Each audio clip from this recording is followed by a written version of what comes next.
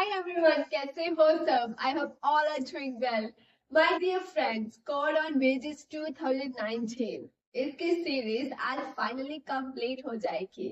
आज के इस पर्टिकुलर वीडियो में हम लोग डिस्कस करेंगे सेक्शन नंबर 61 से लेकर के सेक्शन नंबर 69। तो चलिए फिर शुरू करते हैं आज के टॉपिक को। चलिए सबसे पहले बात करते हैं सेक्शन नंबर 61 की। ये सेक्शन में पता क्या होता है? दरअसल ये है एम्प्लॉयर टर्म। ये कौन है फ्रेंड? Employer term. ये पता क्या करता है? ये करता है अग्रीमेंट। ये क्या कर लेता है? ये अग्रीमेंट करता है। किसके साथ एम्प्लॉयर टर्म अग्रीमेंट करता है? अपने एम्प्लॉय पिंको के साथ में। किसके साथ में? बोलो। हाँ जी, अपने एम्प्लॉय पिंको के साथ में अग्रीमेंट करता है। लेकिन किस चीज का अग्रीमेंट? एम्प्लॉयर यहाँ पे अपने एम्प्लॉय के साथ ये एग्रीमेंट करता है कि हम आपको मिनिमम वेज 200 रुपीज देंगे। कितने देंगे? 200 रुपीज देंगे। लेकिन जस्ट सपोज ऐसे मान करके चलो कि कोड ऑन वेजेस बोलता है कि मिनिमम वेज 300 रुपीज देने हैं। ये कोड क्या बोल रहा है फ्रेंड्स? कितना मिनिमम वेज देना है? 300। लेकिन अभी अभी हमने देखा कि एम्प्लॉयर टोमो अपने एम्प्लॉय पिंकू को 200 रुपीज मिनिमम वेज देने का एग्रीमेंट कर बैठा है। तो अब जरा आप लोग ये सोचो और मुझे बताओ कि पिंकू जो कि एम्प्लॉय है, अब उसे मिनिमम वेज इस एग्रीमेंट के तहत 200 रुपीज मिलेंगे या फिर कोड में जो 300 रुपीज बताए गए हैं वो मिलेंगे? बताओ। यस, इसको कोड के हिसाब से ही मिलेंगे मिनिमम वेज ₹300। क्यों? क्योंकि फ्रेंड्स यहाँ पर ये सेक्शन 61 यही बोलता है कि कोड और वेजेस में जो बात लिखी है ना, हमने वही माननी है। फिर उसके अगेंस्ट किसी भी और लॉ में, किसी एग्रीमेंट में, किसी कॉन्ट्रैक्ट में कुछ भी लिखा हो वो मायने ही नहीं रखता। यहाँ पर कोड और वेज ने जो बात बोल दी वही मानी जाएगी। जैसे कि हमारे एग्जाम्पल में हमने देखा कि कोड और वेज ने अगर 300 मिनिमम वेज बोले हैं तो एम्प्लॉय को 300 ही मिले हैं। फिर भले ही एग्रीमेंट में 200 ही क्यों ना लिखा हो, यहाँ पर जब कोड और एग्रीमेंट देखा जाए तो आपस में टकरा रहे हैं। एक 300 बोलता है, एक 200। किसकी बात मानी जाएगी? कोड और वेजेस की। ये एग्रीमेंट की कोड के सामने नहीं चलेगी। क्लियर सभी को section 61? Good. Now let's talk about section number 62। फिर जरा सोचो, इमेजिन करो कि आपकी मदर ने आपको बोला है कि ये जो रूम है ना इसको डेकोरेट कर दो, may be for a Diwali purpose और अ बर्थडे पार्टी। जो भी रीजन है आपको ये बोला गया है, आपको पूरी पावर दी गई है कि आप अपनी मर्जी से कैसे भी इस रूम को डेकोरेट कर सकते हो। लेकिन आपको जो ये पावर आपकी मदर के द्वारा दी गई थी ना, इसका यूज खुद न करते हुए ये पावर अपनी छोटी बहन या भाई को दे दी कि काम करो इस रूम को, तुम लोग अपनी मर्जी से जैसे जी आए सजा दो, डेकोरेट कर दो। यहाँ पर फ्रेंड्स ये जो आपने अपनी पावर खुद ना यूज करके अपने भाई बहन को दी है, ये होता है डेलीगेशन ऑफ पावर। इसे ही हम बोलते हैं डेलीगेशन ऑफ पावर। तो क्या आपको लगता है कि जो स्टेट गवर्नमेंट है या जो सेंट्रल गवर्नमेंट है, इनके पास भी जो पावर है, क्या ये अपनी पावर ऐसे ही किसी और को डेलीगेट कर सकती है? डेलीगेशन का मीनिंग आई होप आपको क्लियर हो चुका है।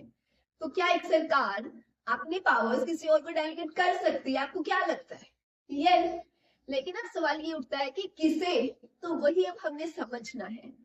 अगर मैं बात करूं सेंट्रल गवर्नमेंट की, ये है सेंट्रल गवर्नमेंट। ये अपनी पावर्स, देखो सेंट्रल गवर्नमेंट के अंडर कुछ अथॉरिटीज काम करती हैं, बोलो है ना, कुछ अथॉरिटीज, कुछ ऑफिसर्स वर्क करते हैं। तो सेंट्रल गवर्नमेंट अपने अंडर काम करने वाली अथॉरिटीज को, ऑफिसर्स को अपनी पावर डेलीगेट कर सकती है। Number 2, central government state government को भी अपनी पावर डेलीगेट कर सकती है। अब मुझे बताओ कि स्टेट गवर्नमेंट के अंडर भी कुछ अथॉरिटीज वर्क करती हैं?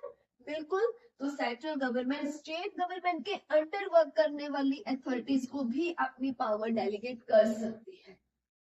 तो समझ गए? मेरे साथ रिपीट करो, सेंट्रल गवर्नमेंट किन्हें अपनी पावर डेलीगेट कर सकती है? नंबर 1, यस, अपने अंडर काम करने वाली अथॉरिटीज को। नंबर 2, स्टेट गवर्नमेंट को। नंबर 3, स्टेट गवर्नमेंट के अंडर वर्क करने वाली अथॉरिटीज। ठीक, ये तो बात थी सेंट्रल गवर्नमेंट की। अब हम ये जानेंगे कि स्टेट गवर्नमेंट अपनी पावर किसे डेलीगेट कर सकती है। तो स्टेट गवर्नमेंट फ्रेंड्स अपनी पावर्स स्टेट गवर्नमेंट के अंडर वर्क करने वाली जो अथॉरिटीज है सिर्फ उन्हें ही डेलीगेट कर सकती है। अब आप सोच रहे होंगे अगर सेंट्रल गवर्नमेंट स्टेट गवर्नमेंट को अपनी पावर डेलीगेट कर सकती है तो स्टेट गवर्नमेंट सेंटर को क्यों नहीं। तो इससे आप ये याद रख लेना, प्रिंसिपल सर अपनी पावर टीचर को डेलीगेट कर सकते हैं, टीचर अपनी पावर प्रिंसिपल को नहीं देगी। समझ गए ना, समझ पा रहे हो, क्योंकि सेंट्रल गवर्नमेंट का ओहदा स्टेट गवर्नमेंट से ऊपर है, तो अपनी पावर हम अपने से नीचे वाले को देते हैं। ठीक, इसीलिए स्टेट गवर्नमेंट सिर्फ उसे उसके अंडर वर्क करने वाले अथॉरिटीज को ही अपनी पावर डेलीगेट कर सकती है। So I hope आपको section 62 clear. Now let's talk about section number 63।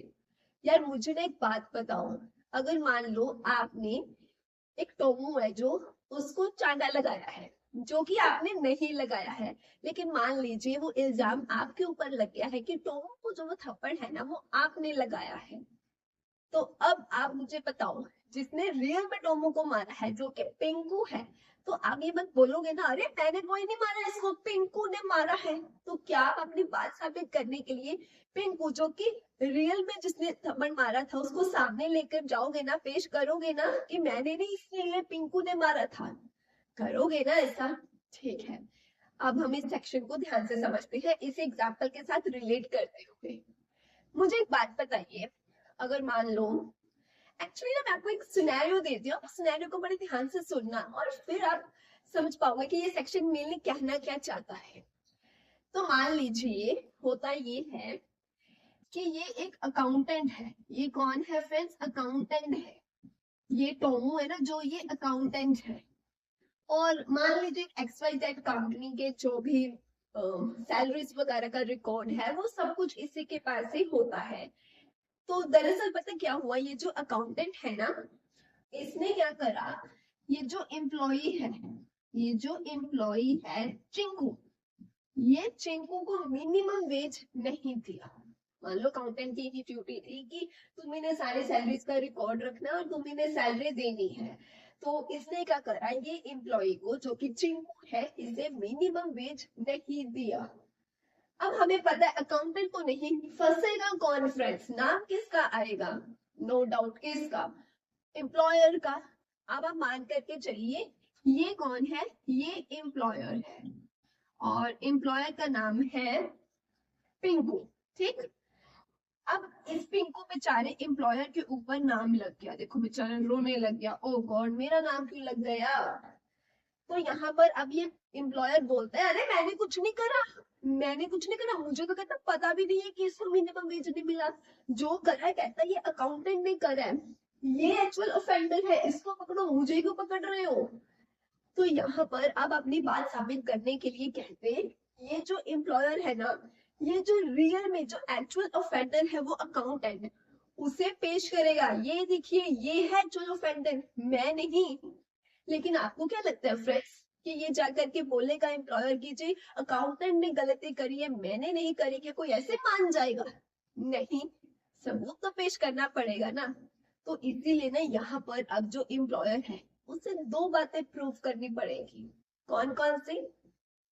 सबसे पहले अब ये एम्प्लॉयर है, ये प्रूव करेगा कि मैंने तो इसे पूरी की पूरी डायरेक्शंस दी थी, पूरा का पूरा समझाया था कि ये जो कोड ऑन वेजेस है इसको प्रॉपरली फॉलो करते हुए, इसके सारे प्रोविजंस रूल्स को फॉलो करते हुए ही काम करना, मैंने कहता बराबर इंस्ट्रक्शंस दी थी। इसको ये बात साबित करनी पड़ेगी कि ये सारे रूल्स को फॉलो करते हुए ही काम करता है।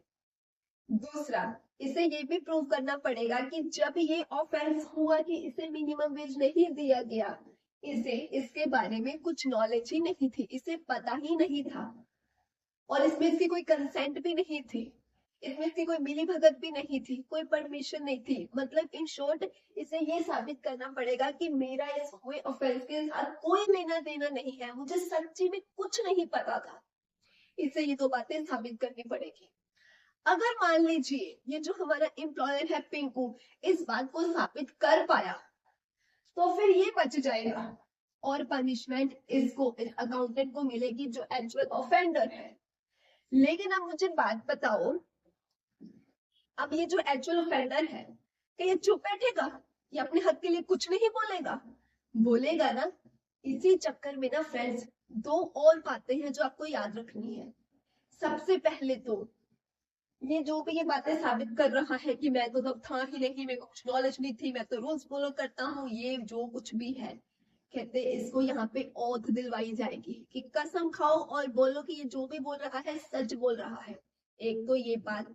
दूसरा, जैसे कि मैंने आपको अभी अभी बोला कि ये अब चुप तो नहीं बैठेगा, क्योंकि अब ये इसके ऊपर से इल्जाम हट करके इसके ऊपर आ रहा है। चुप तो ये बैठेगा नहीं। अब इसका लॉयर भी तो इसके हक में कुछ बोलेगा ना। तो इसका लॉयर क्या है, अब क्रॉस एग्जामिनेशन करेगा। किसके साथ? एम्प्लॉयर के साथ। क्रॉस एग्जामिनेशन का मतलब यहाँ पर मेरा भी ये है, यहाँ पर अभी ये अकाउंटेंट का एम्प्लॉयर पूछेगा, यहाँ पर अब ये अकाउंटेंट का जो लॉयर है, जो वकील है, वो इससे ये पूछेगा एम्प्लॉयर से कि अच्छा अच्छा, तुझे सच्ची में कुछ नहीं पता था? हम कैसे मान ले तुझे कुछ नहीं पता था? हम कैसे मान ले कि इसमें तेरी मिली भगत नहीं थी? या अच्छा चलो, उसने मिनिमम वेज नहीं दिया, क्या बाद में तुम सारे रिकॉर्ड चेक नहीं करते हो? तुम्हें पता कैसे नहीं चला? तो मतलब इस तरह के से सवाल जवाब होंगे। ये होता है क्रॉस एग्जामिनेशन। तो समझ गए सेक्शन 63 क्या बोलता है फ्रेंड्स? अगर कोई भी ऑफेंस हुआ इस एक्ट के तहत, एम्प्लॉयर फंसेगा। लेकिन अगर एम्प्लॉयर बोलता है कि मैं एक्चुअल ऑफेंडर नहीं हूँ, जो एक्चुअल ऑफेंडर है वो उसको सामने पेश करेगा कि ये बंदा है जी, मैं नहीं हूँ। साथ ही साथ ये क्या करेगा, मेरे साथ रिपीट करिए, सबसे पहले प्रूव करेगा कि मैं सारी की सारी इंस्ट्रक्शंस फॉलो करता हूँ, रूल्स फॉलो करता हूँ। दूसरा, जब ये ऑफेंस हुआ तब मैं को कुछ पता ही नहीं था, लिटरली कुछ नहीं पता था, ना ही मेरी कोई मिली भगत है, ना ही कोई परमिशन है, मुझे कुछ नहीं पता, सब कुछ मेरे पेट के पीछे हुआ है जो भी हुआ है। तीसरा, इसको ओथ दिलवाई जाएगी कि कसम खा के बोलो जो बोल रहे हो सही बोल रहे हो। चौथा, अगर ये बच गया, ये फंस गया एक्चुअल ऑफेंडर जो था ही, तो उसका भी बंदा चुप तो बैठेगा नहीं, इससे क्रॉस एग्जामिनेशन करवाएगा एम्प्लॉयर से। लेकिन एट द एंड अगर सच में ये बात प्रूव हो ही गई कि ये ही गलत है, फिर तो इसकी वजह है बच गया बड़े आराम से, और पनिशमेंट किसको मिलेगी? हम समझते हैं कि एक्चुअल ऑफेंडर को ही मिलेगी। I hope section 63 clear. Now let's talk about section number 64. Friends, इसको भी ना बड़े ध्यान से सुनना। यहाँ पे आप पता क्या हो रहा है? ये पता कौन है? ये ना है कॉन्ट्रैक्टर। ये कौन है? कॉन्ट्रैक्टर है। ये कॉन्ट्रैक्टर हमारा पिंकू है। ये पता किसके साथ कॉन्ट्रैक्ट करता है? रोड बनाने का कॉन्ट्रैक्ट करता है गवर्नमेंट के साथ। किसके साथ करता है फ्रेंड्स? गवर्नमेंट के साथ रोड बनाने के रिलेटेड इनका कॉन्ट्रैक्ट हो जाता है। अब पता क्या होता है, ये जो पिंको है सिक्योरिटी डिपॉजिट के रूप में, सिक्योरिटी डिपॉजिट के रूप में मान लीजिए 2 लाख रुपीस किसको देता है? गवर्नमेंट को देता है। एक बात ये, सिक्योरिटी डिपॉजिट के रूप में मान लीजिए 2 लाख रुपया देता है गवर्नमेंट को। अब जब ये रोड बना देगा तो क्या गवर्नमेंट कॉन्ट्रैक्टर को पैसा देगी? देगी ना। ठीक है, तो मतलब गवर्नमेंट का कहीं ना कहीं इस कॉन्ट्रैक्टर को अमाउंट देने वाला बनता है। ठीक है, अब इसमें एंट्री होती है कोर्ट की। कोर्ट क्या करना है यार बीच में? कोर्ट यहाँ पे कहती है कि ए पिंकू, तूने एक XYZ बैंक से जो लोन ले रखा है ना, ये जो अमाउंट तेरे को गवर्नमेंट ने देना है ना, इससे तेरा क्या है, हम जो है वो लोन चुकता करवा देंगे। मतलब जो लोन है वो हम किससे रिकवर करेंगे, वो लोन का पैसा। आपको क्या लगता है कि कोर्ट यहाँ पे पिंकू को जो गवर्नमेंट से पैसा मिलना है उसे रोक सकती है, उसे अटैच कर सकती है, उसे किसी डेट या लोन के चक्कर में यूज कर सकती है? बिल्कुल भी नहीं, बिल्कुल भी नहीं। एक बात याद रखना, अगर किसी भी कॉन्ट्रैक्टर का गवर्नमेंट के पास अमाउंट पड़ा है, जैसे कि हमने बोला कि मान लो सिक्योरिटी डिपॉजिट के रूप में पड़ा है, या फिर गवर्नमेंट ने देना है इनको अमाउंट, तो वो जो अमाउंट है वो कोर्ट किसी भी डेट या लोन को चुकाने के लिए यूज नहीं कर सकती है। लेकिन कहानी में आया एक ट्विस्ट। अब ट्विस्ट क्या है वो ध्यान से सुनना। ये जो कॉन्ट्रैक्टर है ना, इसका ये एम्प्लॉइज है, ये पिंकू के ना एम्प्लॉइज है, टिंकू चिंकू, ठीक। इसने इनको बोनस नहीं दिया। अब मुझे बताओ, क्या कोर्ट ये जो अमाउंट है इससे ये एम्प्लॉइज को जो बोनस नहीं मिला, क्या ये अमाउंट उनको बोनस देने के लिए यूज किया जा सकता है? The answer is yes. Answer is yes. Confuse तो नहीं हुए? अगर तो कहते कोई वैसे डेब्ट या लोन था, फिर इस पैसे से वो यूज नहीं कर सकती, लोन मतलब कोड वो पैसा यूज नहीं कर सकती। लेकिन अगर किसी एम्प्लॉय को सैलरी नहीं दी, वेजेस नहीं दिए, बोनस नहीं दी, या जो कोई और पेमेंट देने वाली थी वो एम्प्लॉयज को नहीं मिले, देन कोर्ट ये कह सकती है कि इस अमाउंट को एम्प्लॉयज को सैलरी या फिर बोनस देने के लिए यूज किया जाए। Clear? Good. Now let's talk about section number 65। अगर मान लीजिए यार एक स्टेट है, कोई पर्टिकुलर स्टेट का मैं नेम तो नहीं यहाँ पे लूंगी, लेकिन मान लीजिए चलिए एक XYZ स्टेट है, और वहां के हालात कुछ ऐसे हैं कि जो मिनिमम वेजेस देने होते हैं ना एम्प्लॉयज को, उसके रिगार्डिंग कुछ वो लोग जो इस कोड के रिलेटेड मतलब जो स्ट्रिक्ट रूल्स है ना वो फॉलो नहीं किए जा रहे हैं। मतलब कोड जैसे बोलता है कि जो मिनिमम वेज हमने लिखा है वो आपको देना ही होता है, लेकिन वो स्टेट मान लीजिए इस बात को कुछ ज्यादा सीरियसली ले नहीं रही है, वहां पे चल रहा है, नहीं मिल रहे लोगों को मिनिमम वेजेस, तो सेंट्रल गवर्नमेंट अब आएगी यहाँ पर कि क्या बात है, हाँ जी, आपसे ये कोड और वेजेस जो है इसके जो ये प्रोविजंस हैं आपसे सही से इस्तेमाल क्यों नहीं होते हैं, आप कोड और वेजेस को सही से इम्प्लीमेंट क्यों नहीं कर रहे हो। तो दैट मीन्स यहाँ पर सेक्शन 65 ये बोलता है कि सेंट्रल गवर्नमेंट को तो लगता है कि किसी स्टेट में कोड और वेजेस के रिलेटेड मतलब कोई भी प्रोविजन, जरूरी नहीं मिनिमम वेज के रिलेटेड, कोई भी ऐसा है जो कि सही से इम्प्लीमेंट नहीं हो रहा है। इन शॉर्ट ये लोग कोड और वेजेस को सही से इम्प्लीमेंट कर ही नहीं रहे हैं, तो सेंट्रल गवर्नमेंट डायरेक्शन दे सकती है, ऑर्डर दे सकती है कि आप जरा ना थोड़ा कमर कस लीजिए और सही से इस एक्ट को इम्प्लीमेंट करिए।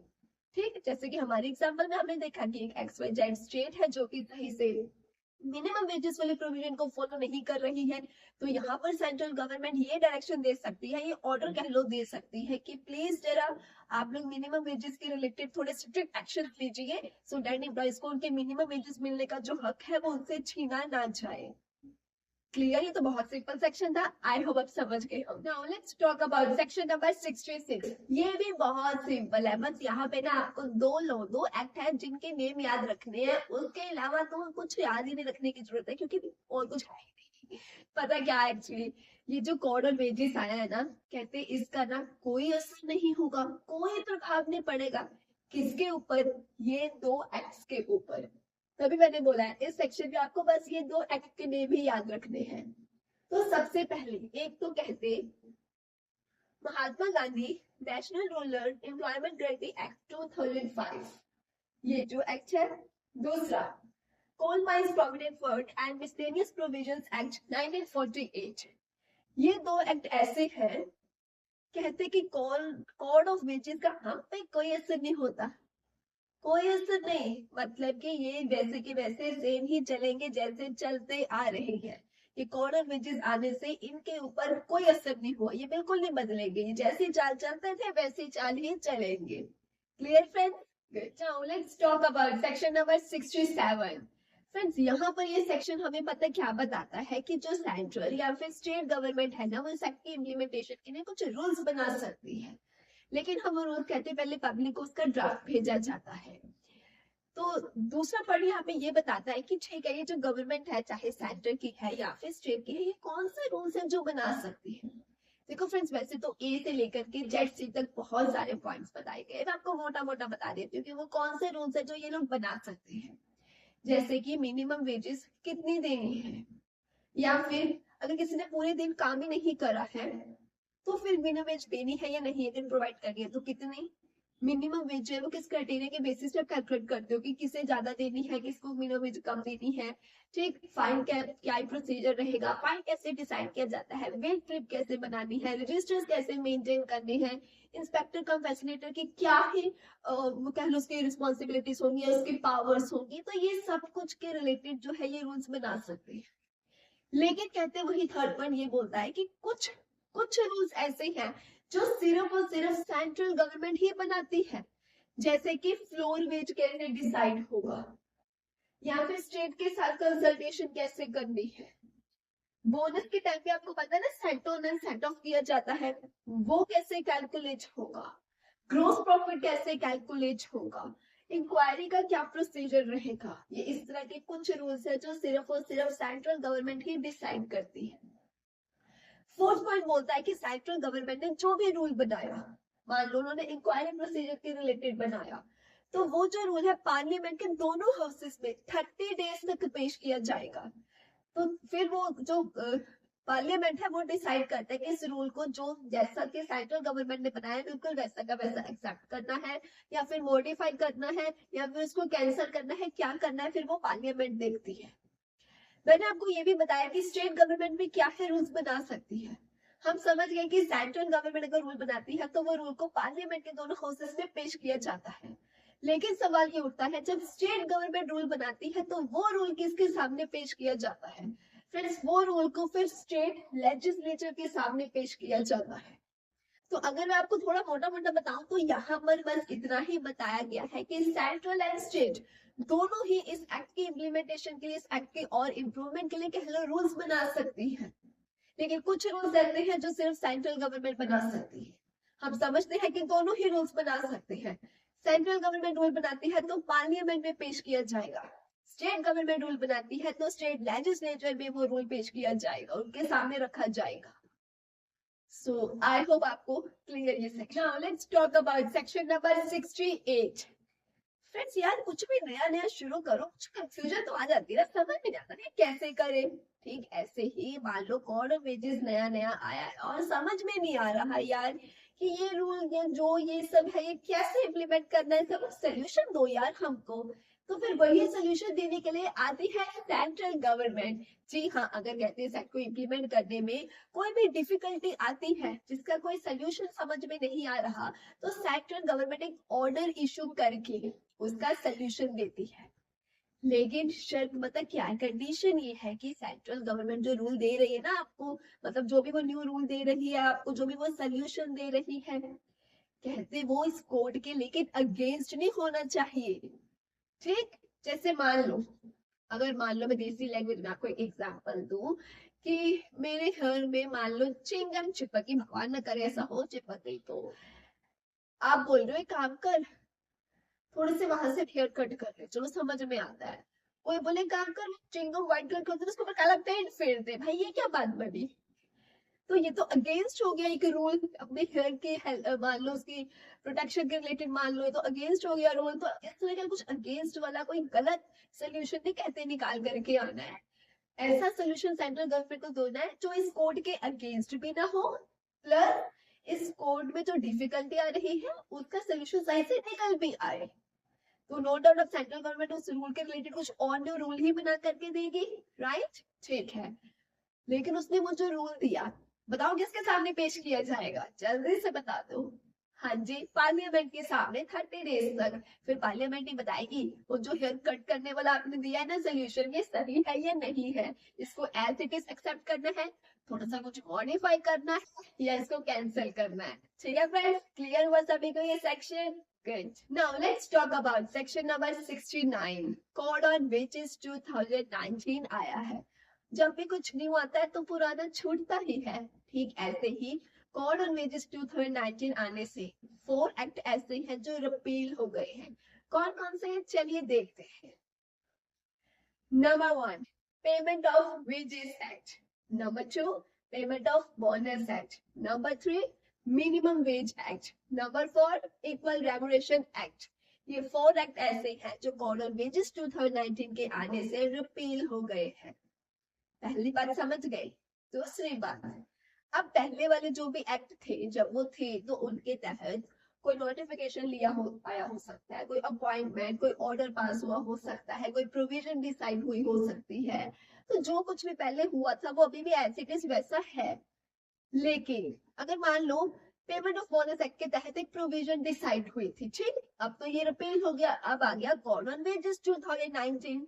तो वो जो भी उस दौरान कहते प्रोविजन डिसाइड हुई थी ना वो अभी भी वैसे ही रहेगी। लेकिन अगर वो कोड ऑन वेजेस 2019 के अगेंस्ट नहीं है या फिर अगर उसको गवर्नमेंट ऑफिशियली कैंसिल नहीं करती है तो फिर वो प्रोविजन जो पहले पेमेंट ऑफ बोनस एक्ट के दौरान डिसाइड हो गई थी वो वैसे की वैसे ही रहेगी। 2 पॉइंट क्लियर फ्रेंड्स इसके?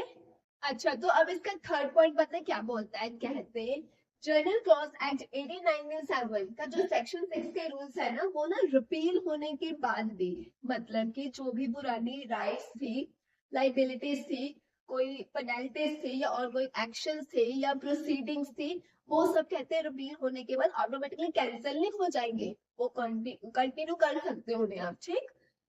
सो आई होप आपको सेक्शन 16 क्लियर। सो इसी के साथ फ्रेंड्स हमारी आज कंप्लीट होती है कोड ऑन वेजेस 2019 की सीरीज। चलिए फिर मिलते हैं जल्दी एक और न्यू सीरीज के साथ, तब तक के लिए bye bye, take care, happy learning.